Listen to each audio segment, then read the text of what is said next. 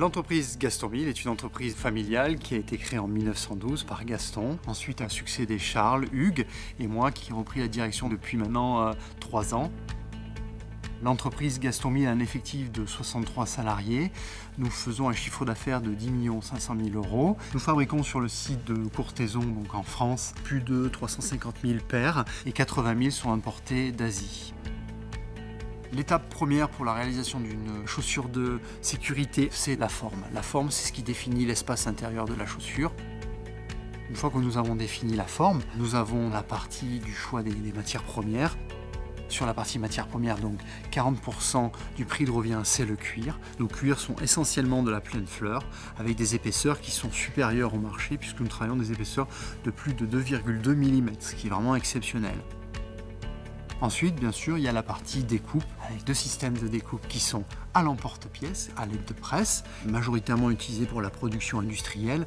Et ensuite, nous avons des machines automatiques qui sont plus utilisées pour des petits volumes ou pour la réalisation d'échantillons. Une fois que les pièces sont découpées, nous allons les assembler à l'aide de machines à coudre. Cette opération est réalisée manuellement, on ne peut pas l'automatiser.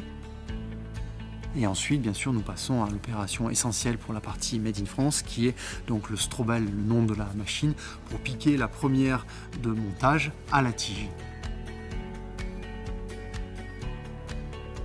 Et après l'opération de montage, où on va rajouter donc l'embout, soit composite, soit acier, à l'aide de machines, qui vont permettre de préparer cet ensemble à l'injection, donc à recevoir la semelle. Dernière phase, c'est bien sûr l'injection de la chaussure. Nous allons injecter un produit qui s'appelle le polyuréthane en 2 densités avec des options comme le thermoplastique ou le caoutchouc qui est très utilisé par exemple pour les produits qui résistent à la chaleur à plus de 300 degrés.